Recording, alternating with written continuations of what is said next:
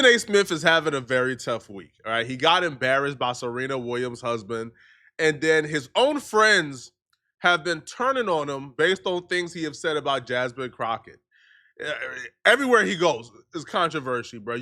I've seen more Stephen A. Smith hit pieces on TikTok today than I've ever seen in my entire life, bro. People are like finally waking up to who Stephen A. Smith is exactly, and it's all because of this new like political arc he has gotten on. So let's just address the Serena Williams husband thing first, which like the problem with this is not the fact that he was kind of cowardice or he kind of like bent the knee.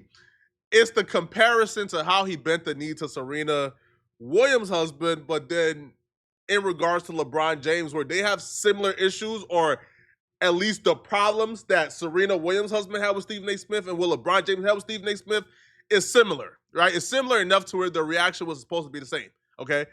So Stephen A. Smith, when Serena Williams went on like the Super Bowl and Crip walked for Kendrick Lamar, kind of teaming up with Drake's op to throw a shot back at Drake, who is her ex, Stephen A. Smith, Ryan Clark, and others essentially said, man, if that was my woman, man, she wouldn't do that. If she did that, she'll be back with the ex and not me, bro. I ain't tolerating that. I just want to say, the Serena moment for me. Yeah. Oh my goodness. I'm just like, I want to. Serena, like, let's just give her. Well, you can say give her a props, but Shannon brought it up, so I'm going there. I'm going to be like, if I'm your husband, I'm like, why are you up there dancing or something? I wanted my lick back, trolling your ex. And don't you mess up either, because I get my lick back on you too. I bet it like that. But the Compton connection is the Compton. Yeah, RC, that's what I was going to say. The Compton connection. She's from Compton. No, we know. Like we know that. Even if she's too. RC, you and I both know.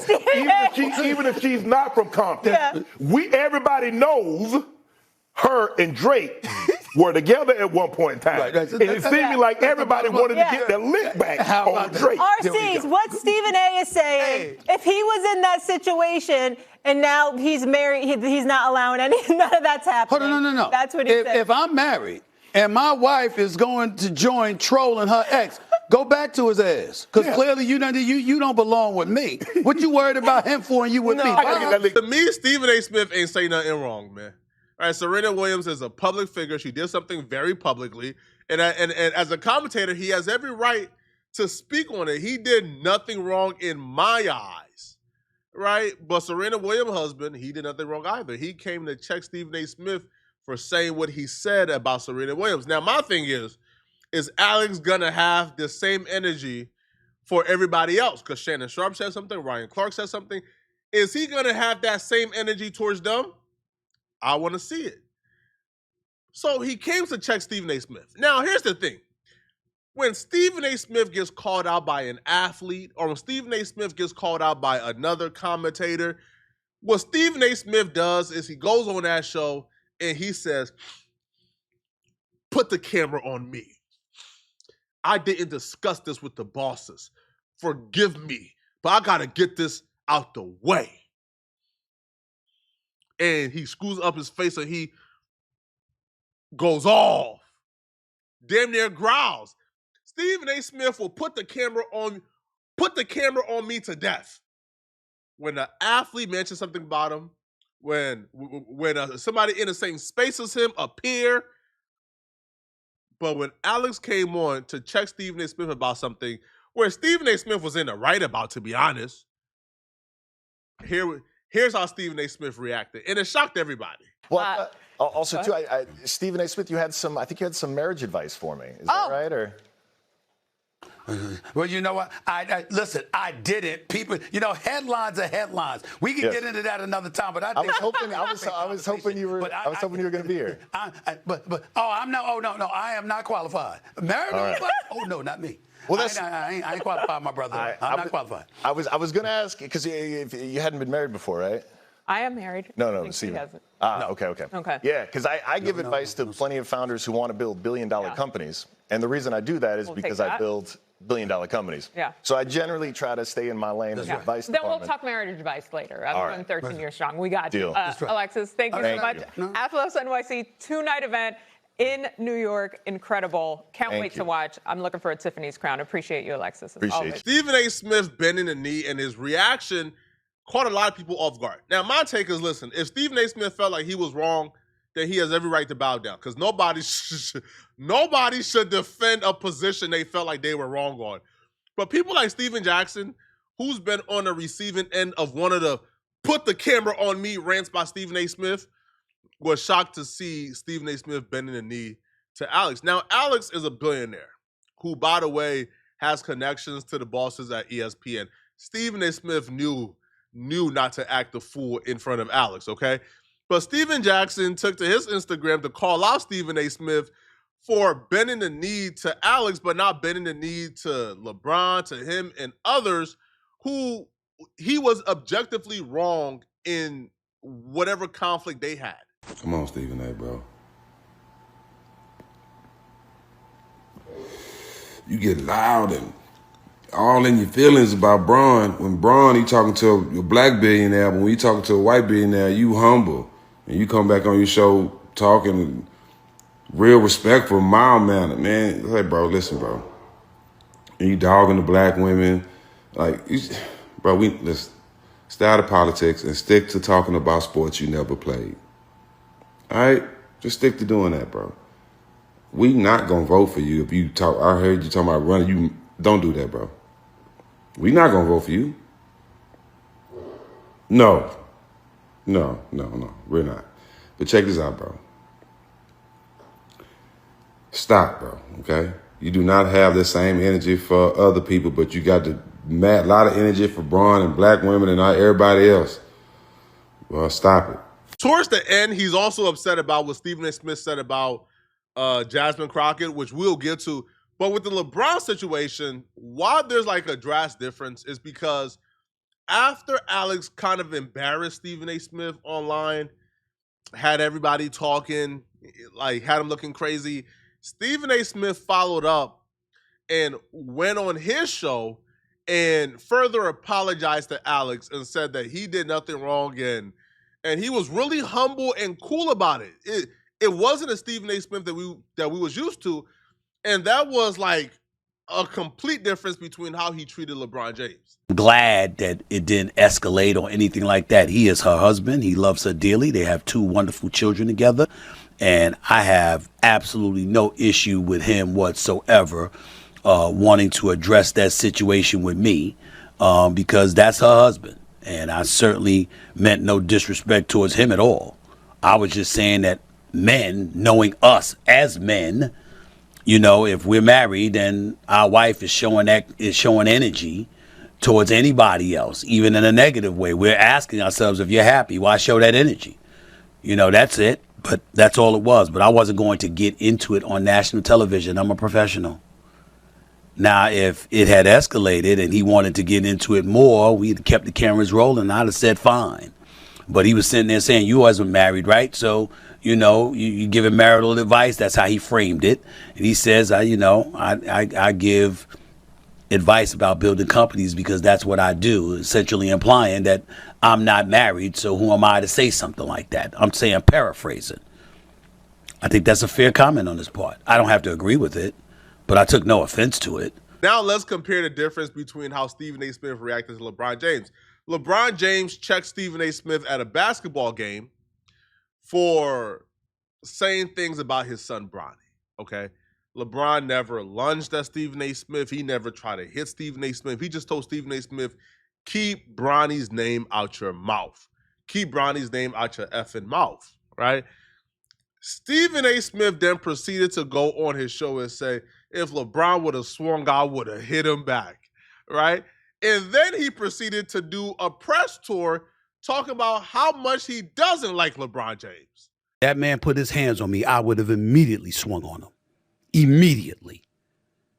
And we're like, where did that come from? There was no threats of him swinging on you. Where did this energy come from? You see, I don't run and hide. If I'm wrong, I'll say I'm wrong. If I'm right, I'm right. I was never shitting on Bronny James. I wouldn't do that to the James family. I was talking about one person and one person only. We may never speak in life again. I'm fine with it. I get paid to talk about folks, not to them. I cover the league. You play, I watch, dissect, analyze, and broadcast. We ain't gotta communicate. We damn sure don't have to say hello to each other. We don't have to do none of that. We don't get along.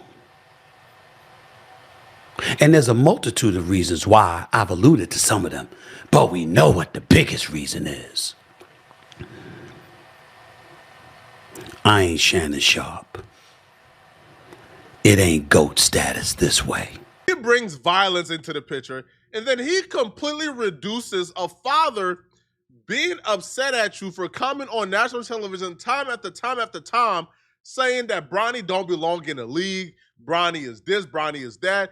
Why will Bronny be called up to play the game? Y'all trying to embarrass Bronny as if Bronny is this Make-A-Wish kid, right? Now some people think he's a some people think he's a Make-A-Wish kid, cool, right? But you would understand if you think that why your father will want to check you for it.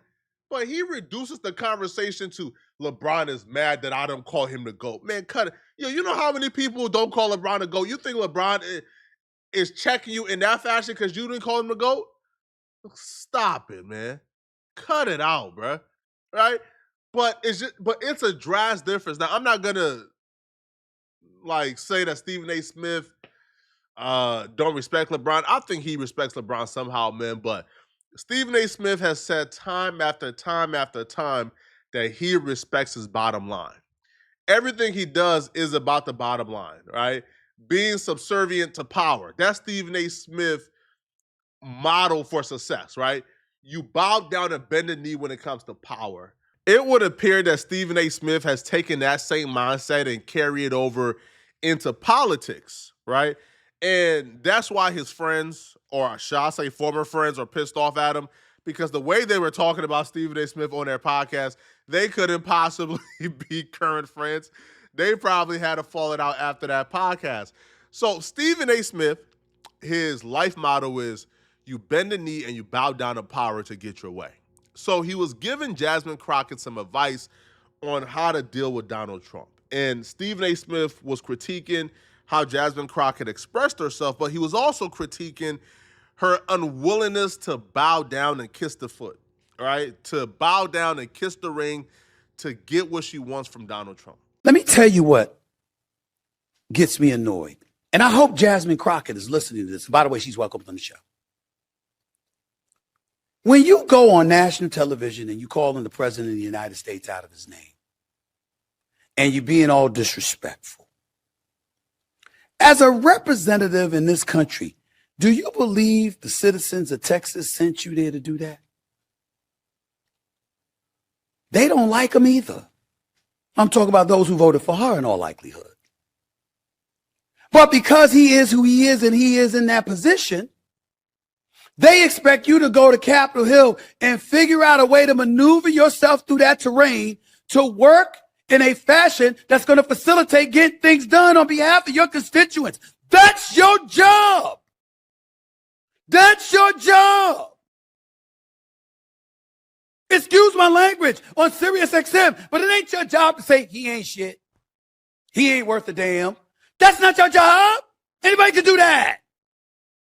You're supposed to be figuring out a way to get things done. Two things here. So first off, I've had my critiques in the past of Jasmine Crockett and her mannerisms, but fam, listen, bro. I came to the conclusion Donald Trump has changed the landscape of politics, right? And what's acceptable. Donald Trump cusses. Donald Trump is unconventional. And so I had to realize, I was wrong, right? And if Jasmine Crockett wants to express herself, how she expresses herself or how she relates to, her audience and her demographic, she could do so. You know why? Because Donald Trump does the same thing. Bruh, Donald Trump, ain't taking no podum. And he's not giving you 20-syllable words, bruh. Donald Trump is direct to the point, man. Direct, bruh. He's telling you what he means how he means it, and like he's calling his ops son of a you know what, right? So he's cussing out his ops. He's disrespecting people too, okay? Now, the second part about it is Donald Trump is willing to negotiate, and if you're somebody who's representing your district or your people, you shouldn't disrespect Donald Trump because you should want to sit down and negotiate certain privileges or certain things that your people could benefit from. I hear it, right? I truly do. But when you get to a point where Jasmine Crockett is at, where she has presidential hopes at some point. Now, do I feel like, those hopes are likely? Probably not. But Jasmine Crockett, if she believes, now she says this a lot, I don't know if she truly believes it, but if she believes that Donald Trump is a fascist, if she believes that Donald Trump is trying to take away certain liberties that as Americans we've enjoyed our entire history, well, not for black folks, but our history in America, if she believes that Donald Trump is a threat to democracy, I'm not saying Donald Trump is. I'm saying if she believes that in her head, that she has a right, to fight it, right? That she has a right not to cave and not to bend the knee, all in the hopes of getting some shekels or getting something back in return, right? And that's how I feel like, again, regardless of if you like her or not, that's how I believe politicians should operate, right? If you believe in something, you should fight for it. Now, if you don't believe that Donald Trump is that, then you shouldn't say it. If you don't believe he's a threat to democracy, then you shouldn't say it. You shouldn't be performative and theatrical, right? You should work with him and get things done. But if you truly in your heart believes he's this, then you shouldn't bend the knee to power. And even the Trump supporters, I think, can understand the concept of, if you believe the person in charge is bad and is a threat to democracy, you shouldn't bend the knee just because they're in power. You should fight it. Just like, when Joe Biden was in power, right? And the Biden administration was doing certain things that kind of threatened free speech. We wouldn't say, hey, Donald Trump, bend the knee to Biden because he's in power. He can kind of help you out and make sure you don't get charged with certain things. No, not at all. But people had a problem with this, and I've seen people who never criticized Stephen A. Smith have some words for Stephen A. Smith today, okay? So there's a podcast, I think it's led by Angela Rye, but they went ahead and discussed Stephen A. Smith, and here's what they had to say. However, I will tell you that there is a through line between the Ice Cubes and the Jason Whitlocks and the Stephen A. Smiths. And these individuals, and Ice Cube may be slightly different than the other two, slightly. But yes, these individuals have been around since we have been on this freedom struggle. There have always been individuals out there which exhibit behaviors of charlatans who utilize, some people are in it for the change and some people are in it for the change, right? And I think that that's indicative. And they find the easiest path to the front of the line. And Stephen A. Smith is someone who doesn't have the depth to talk about House oversight or the appropriations process, right? And how you're able to bring resources back to your community, or what Jasmine is doing. So he rather lampoon her, or instead of having a constructive conversation. And so I've said what I've had to say about Stephen A. Smith in my book, anywhere I can. I don't have a lot of use for him in the political dialogue. I think that there are individuals who he matriculated with at Winston-Salem State University that are extremely disappointed about the man he's become. It's so disheartening to me. It's frustrating, one, because anytime we speak on this, it's like man haters and all this. But I feel such confidence in Black men. I've never bought into the idea that all these Black men are voting for Trump. Like, they vote overwhelmingly Democrat. We're pretty much in line with each other. What you all are saying is no, they are, and the data shows that there have been inroads among Black men. I want to ask why, because it is frustrating to me, and it feels heartbreaking, to be honest, because we are impacted by this system as well. It's not a matter of who's impacted worse. We're impacted differently. We sit at the intersection of being Black and being women. And so when men are frustrated with this system, it feels like they fight us. And I would put Stephen A. Smith in that category too. I'm mad at y'all for having joy. I'm mad at y'all for having success. I'm mad at y'all for surpassing us on college campuses. And so it's a small sect of men that are so angry and hurt that they're willing to align with the people who oppress us. What am I getting wrong? Because if you listen to Stephen A. Smith and you find anything other than some absolute pure self-hating little dick energy nonsense from that half-witted idiot basking in the non-existent rays of his own ignorance, it is sad to me that he even gets an audience of black men. Why aren't black men right now saying, F Stephen A. Smith, we banning him, we not listening to his podcast, we're not watching his show anymore? That's what black women do. We organize. But Angela Rye, right, who is, I think, the A-Mike of the pod, she was friends with Stephen A. Smith at some point. So now Bakari never really liked Stephen A. Smith. He has been critical in the past. But to see, bruh, they calling this man stupid, saying his pee little, saying out of his depth. That's the thing, though, is Stephen A. Smith has expressed that he believes he could win the presidency. Come on, bro. No chance. You don't have the billions that Trump has. And for the most part, you could say that Trump somewhat understood politics at a higher level than Stephen A. Smith. Even Bakari is expressing, bro, Stephen A. Smith is dumb when it comes to politics, bro. He don't understand how nothing works at all. But yet he gives unsolicited opinions, which, I mean, we all give unsolicited opinions, right? I mean, like, this is what we do. But it just appears, man, that Stephen A. Smith is, I hate to use his references, man, but shucking and jiving, buck dancing, he's bowing down. He's wanting to encourage what he would claim is the right path to go when it comes to dealing with people in power, which is bending the knee, being subservient, and reaping whatever rewards come from bending the knee and cooperating. And people right now believe we're not in the time to cooperate. We're not in the time to bend the knee. We're not in any time, regardless of what side you're on. You could be a conservative or you could be a liberal.